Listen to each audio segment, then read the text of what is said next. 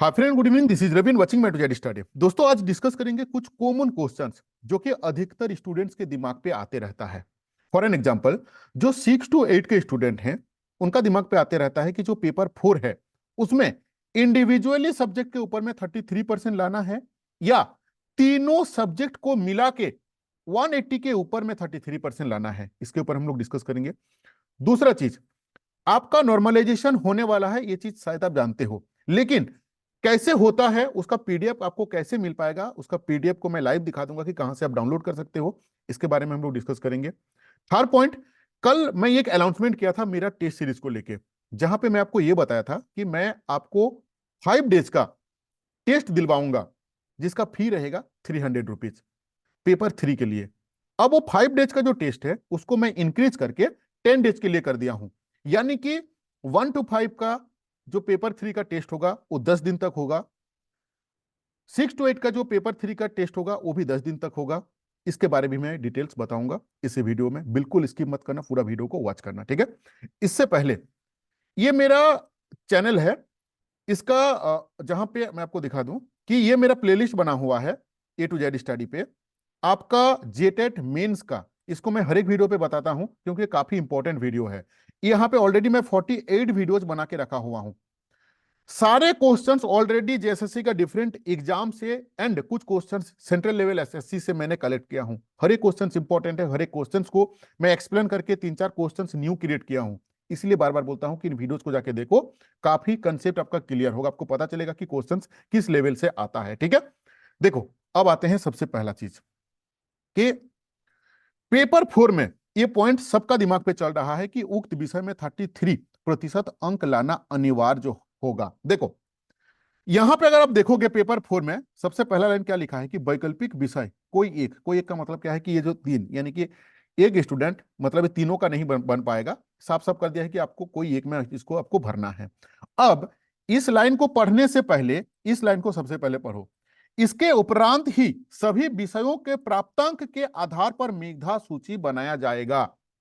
यानी कि यहां पे बोल रहा है कि इसके उपरांत, यानी कि इसके बाद, किसके बाद ना, उक्त विषय में, ऊपर में जो विषय दिया हुआ है उक्त विषय में 33% अंक लाना अनिवार्य होगा। उसके उपरांत यानी कि उसके बाद ही सभी विषयों का मतलब क्या होता है कि ये तीनों विषयों का प्राप्तांक जो प्राप्त किए हुए हैं उसी के आधार पे मेधा सूची बनाया जाएगा, ठीक है। तो ये अधिकतर स्टूडेंट्स का दिमाग पे ये चल रहा था कि इनको क्या करना है। मान लो किसी का हिस्ट्री में ऑनर्स किया हुआ है, वो सोच रहे हैं कि चलो मैं हिस्ट्री पे ही मतलब अच्छा नंबर लाऊंगा और मेरा ये 180 के ऊपर में 33% हो जाएगा, मैं पास हो जाऊंगा। बिल्कुल भी ऐसा नहीं है। आपको इंडिविजुअली 33% लाना होगा। अगर एक में आप बहुत अच्छे किए हुए हो और दूसरा में आप 33 नहीं ला पाओगे तो ये लाइन नहीं लिखता वहां पे। यहां पे ये लाइन अगर साफ साफ किया हुआ है कि उसके बाद ही 33% लाने के बाद ही आपका बाकी जो प्राप्त अंक तीनों का मिला के आपका ये जो है मेरिट लिस्ट में जाएगा। तो पॉइंट नंबर 1 को हम लोग क्लियर किए, ठीक है। अब हम लोग आते हैं, ये है आपका पीडीएफ। इसमें साफ साफ लिखा हुआ है, एक चीज देख लो कि आपका जो परीक्षा है ना, कंप्यूटर आधारित परीक्षा होगा सीबीटी मोड में, ये तो चीज आप जानते हो। अब इसमें क्या लिखा हुआ है कि ये नॉर्मलाइजेशन किया जाएगा, आपका परीक्षा को नॉर्मलाइजेशन किया जाएगा, कंप्यूटर आधारित जो परीक्षा लिया जाएगा। अब नॉर्मलाइजेशन क्या चीज है, थोड़ा सा बेसिक आपको बता दूं, हालांकि काफी स्टूडेंट जानते हो कि एक ही परीक्षा को जब कोई पाली में लिया जाता है, आज मान लो 26 तारीख है, आज हिस्ट्री का परीक्षा हुआ, पेपर 2 का परीक्षा हुआ 1 to 5 का, कल भी पेपर 2 का परीक्षा होगा 27 में। तो ऐसा तो नहीं है ना कि जो एग्जाम जो क्वेश्चंस बनाता है वो तो बाबू भगवान तो नहीं है कि दोनों का जो मतलब इक्वलिटी इन द सेंस की जो टफ इजी मॉडरेट जो है वो तो दोनों दिन का क्वेश्चंस को इक्वलिटी कोई नहीं कर सकता है। थोड़ा सा हार्ड थोड़ा सा इजी हो ही जाता है। आज के तारीख में हर एक एग्जाम जो है उस लेवल पे हो चुका है, क्योंकि हर एक एग्जाम पे नंबर ऑफ स्टूडेंट्स काफी बढ़ चुके हैं। एक दिन पे अगर एग्जाम हो जाता तो ये नॉर्मलाइजेशन नहीं होता, अलग अलग डे पे नॉर्मल एग्जाम होता है, इसलिए नॉर्मलाइजेशन होता है। अब सबसे बड़ा क्वेश्चन दिमाग पे आता है कि ये जेएसएससी का नॉर्मलाइजेशन जो होगा किस प्रोसेस पे होगा, इसका पीडीएफ कहां पे मिलेगा। आपको क्या करना है, आपको जाना है गूगल पे, ठीक है। गूगल पे जाके लिखना है जेएसएससी नॉर्मलाइजेशन, ठीक है। इसमें क्लिक करने के बाद इस सेकंड नंबर वाला आप क्या करोगे, क्लिक करोगे। जैसे आप क्लिक करोगे आप जेएसएससी का वेबसाइट पे आ जाओगे। जैसे ही जेएसएससी का वेबसाइट पे आओगे, यहां पे एक पर्टिकुलर पीडीएफ डाला हुआ है जो कि नॉर्मलाइजेशन फॉर्मूला, किस फॉर्मूला के तहत में नॉर्मलाइजेशन होता है। यहाँ पे क्लिक कीजिएगा, यहाँ पे आप जैसे ही क्लिक कीजिएगा तो ये वाला पीडीएफ ओपन हो जाएगा। सारे बच्चे देख लेना, इसको पढ़ लेना आराम से ठंडा दिमाग पे। अगर आपको समझने में तकलीफ होगा किस प्रोसेस से, तो कमेंट करना। इसके लिए एक डेडिकेटेड वीडियो मुझे बनाना होगा पूरा डिटेल्स में कि किस तरीके से नॉर्मलाइजेशन होता है। काफी लंबा वीडियो बनेगा इसका, ठीक है, इसलिए इसको नहीं बता रहा हूं। इसका पीडीएफ तो आपको कैसे मिलेगा मैं बता दिया। अगर आप नहीं निकाल पाओगे पीडीएफ, फिर भी काफी स्टूडेंट्स हो जो कि नहीं निकाल पाते हैं, तो मेरा टेलीग्राम ग्रुप में मैं इसको डाल के रखा हुआ हूं, या तो फिर भी डाल दूंगा, जाके वहां पे देख लेना, ठीक है। अब कुछ स्टूडेंट्स का दिमाग पे ये चल रहा है कि ये जो आपका 2024 का न्यू शिक्षक नियुक्ति नियमावली आया हुआ है उसका क्या सिनारियो है। देखो, जो भी कैबिनेट में पास होता है, जो भी चीज, ये वेबसाइट देख लो cm.jharkhand.gov.in, यहां पे आता है। कल ये जो हम लोगों का जो कैबिनेट हुआ था वो 24 तारीख को हुआ था। कैबिनेट का जो डिटेल्स है, जो भी डिसीजन हुआ है, इस वेबसाइट पे आना, और यहाँ पे ये जो कैबिनेट डिसीजन 24 तारीख में, इसमें आप क्लिक करोगे, ठीक है। इसमें इसको आप जैसे ही क्लिक करोगे ये वाला पीडीएफ आपका ओपन हो जाएगा, ठीक है। ये पीडीएफ आपका ओपन हो जाएगा जो आपका सामने दिख रहा है 24 तारीख को जो झारखंड कैबिनेट के फैसला आया हुआ है। इसका सबसे लास्ट वाला अगर आप देखोगे, देखो, झारखंड राज्य के प्रारंभिक प्राथमिक विद्यालय हेतु सहायक आचार्य संवर्ग आपका नियुक्ति, प्रोन्नति एवं सेवा शर्त, ये जो तीसरा संशोधित नियमावली 2024 की गठन की स्वीकृति दी गई है।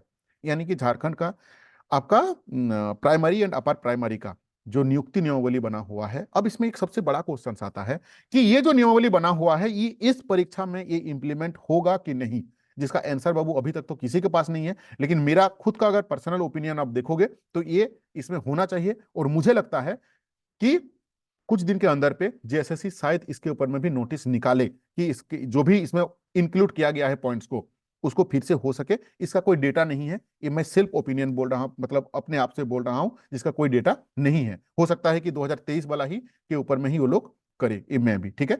अब इसका जो पर्टिकुलर पीडीएफ, ये शिक्षक नियुक्ति नियमावली का जो पीडीएफ है, ये अभी तक पब्लिक डोमेन पे आया ही नहीं है। पब्लिक डोमेन पे जैसे ही आएगा हम आपको उसका लाइव दिखाएंगे कि क्या क्या परिवर्तन हुआ है, ठीक है। चलो, नेक्स्ट चीज, कल एक मैं आपको ये बताया था क्या, सॉरी कहां चला गया, कल आप लोगों को मैंने अपना टेस्ट सीरीज के बारे में बताया था कि आप लोगों का 1 फरवरी से टेस्ट सीरीज में स्टार्ट करने वाला हूं आपका सिलेबस के अकॉर्डिंगली, ठीक है। जिसका 1 to 5 का पेपर 3 का 5 दिन का टेस्ट होगा, जिसका फी मैंने रखा था 300 रुपीज। इसको मैं 5 डेज को बढ़ा के इसको मैं 10 डेज कर दिया हूं। ये 10 डेज हम लोग उस कंडीशन पे कर पाएंगे अगर आपका परीक्षा का जो तिथि है वो एक्सटेंड होगा। अगर मान लो 12 तारीख को ही परीक्षा हो जाएगा, लेकिन होने का प्रोबेबिलिटी जो है ना बहुत ज्यादा लो है, लेकिन फिर भी मतलब फिर भी हम लोग कुछ समय के लिए मान लेते हैं, क्योंकि ये जैसे खुद ने लिख के दिया है कि होने का चांसेस है। उस केस में तो हम लोग नहीं ले पाएंगे, क्योंकि टेस्ट जो होता है ना वो एक दिन मतलब लगातार नहीं होता है। ये तो बाबा कोई मामा घर का लड्डू नहीं है कि गाय और खा लिए। आप एक दिन टेस्ट दोगे, बीच में मिनिमम एक दिन, क्योंकि मैंने पीजीटी में भी जब करवाया था ना, एक दिन टेस्ट लेता था, बीच में 3 दिन का गैप देता था, सो दैट कि आप एक दिन टेस्ट देने के बाद आप अपने आप को रिकवर कर पाओ कि कौन कौन सा एरिया पे आपको इंप्रूवमेंट जरूरी है। 3 दिन आप उस मतलब इंप्रूवमेंट के ऊपर में काम करोगे, फिर चौथा दिन आप टेस्ट दोगे। लेकिन मिनिमम हम लोग इसमें एक एक दिन का भी अगर गैप देंगे तो 10 दिन के अंदर में 5 ही टेस्ट हम लोग ले पाएंगे, उससे ज्यादा नहीं ले पा रहे थे, इसीलिए मैं 5 बोला था। अगर आपका डेट एक्सटेंड होता है उस केस में ये 1 to 5 का जो 5 टेस्ट है इसको भी मैं 10 दिन के लिए 10 टेस्ट कर दूंगा। 6 to 8 के लिए भी 3 दिन का जो आपका पेपर 3 का जो 5 दिन का था इसको भी मैं 10 देर के लिए कर दूंगा।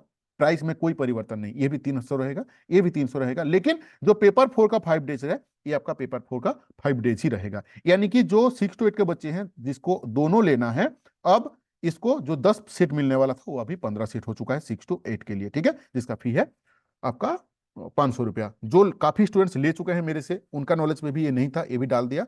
जो लेना चाहते हैं यहाँ पे दिया हुआ है मेरा कॉन्टैक्ट नंबर, व्हाट्सएप नंबर, इसमें आप व्हाट्सएप कर सकते हैं 6205 600 622 एंड 8145 355 243 में, ठीक है। इसके बाद आज 26 जनवरी एक बहुत ही शुभ दिन है हम सबके लिए। इसीलिए काफी स्टूडेंट्स का मेरा रिक्वेस्ट था, एक दो स्टूडेंट्स की नहीं, जब हर एक कोचिंग वाले डिस्काउंट दे रहे हैं तो आप भी थोड़ा सा दे दीजिए। हालांकि मैं बहुत ज्यादा डिस्काउंट नहीं दे पाता हूं, इसका रीजन है कि आप भी जानते हो कि मार्केट में अगर आप जेटेड मेंस का नोट्स लेने जाओगे तो कोई कोचिंग नहीं है जो कि आपको 4-5 हजार का नीचे आपको नोट्स प्रोवाइड करा दे। तो ऑलरेडी मैंने 10 गुना नीचे, मतलब 5,000 से 500 जो है ना वो 10 गुना नीचे होता है। मैं ऑलरेडी आपको बताऊं कि मैं मतलब सोच भी छोटा रखता हूं, प्राइस भी छोटा रखता हूं, खुद एक छोटा हूं, यानी कि गरीब घर का बच्चा मैं खुद हूं, इसीलिए सब कुछ छोटा रखता हूं बाबू।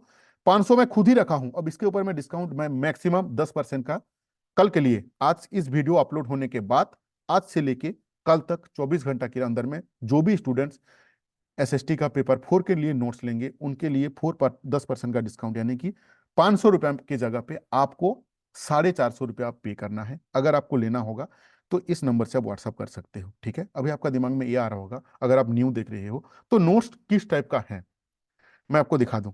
सबसे पहले इस नोट्स का नाम, मैं एक डेमो भी रखा हूं, कहाँ चला गया डेमो बाबू, हाँ ये देखो, ये जैसे आपका उसका है, पॉलिटिकल का पेपर 2 का चैप्टर नंबर 8 का है।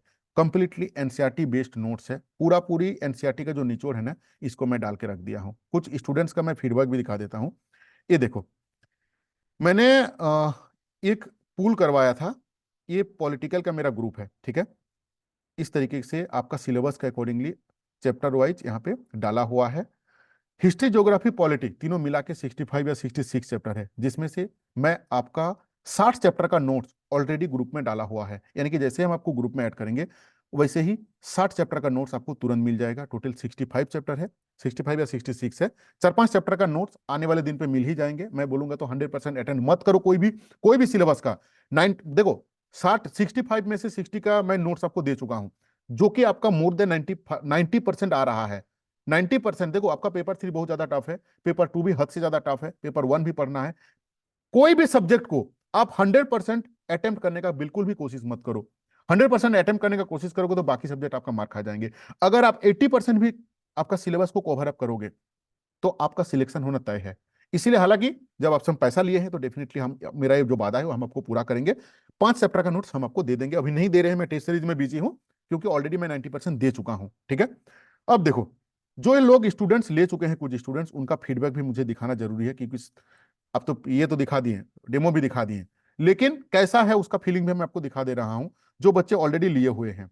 मैंने एक पूल करवाया था, कब, ये 13 जनवरी को मैंने करवाया था, डेट भी देख लो। आप लोगों को जेटेड मेंस एसएसटी 6 to 8 के लिए जो मैंने नोट्स मिला है वो कैसा है, इसका एक पूल करवाया था, जहां पे आपके जैसा 76 वोट किए हैं, यानी कि 76 स्टूडेंट्स इसको क्लिक किया है, जिसमें से 44%, 4% जो स्टूडेंट है उन्होंने लिखे बहुत ही बेकार है, और 96% स्टूडेंट लिखे कि हेल्पफुल और बहुत अच्छा है। देखो, ये दुनिया का नियम है, इंसान साइकोलॉजी है, कि आप 100% स्टूडेंट हो, इंसान हो, आप किसी को भी खुश नहीं कर सकते हो 100%।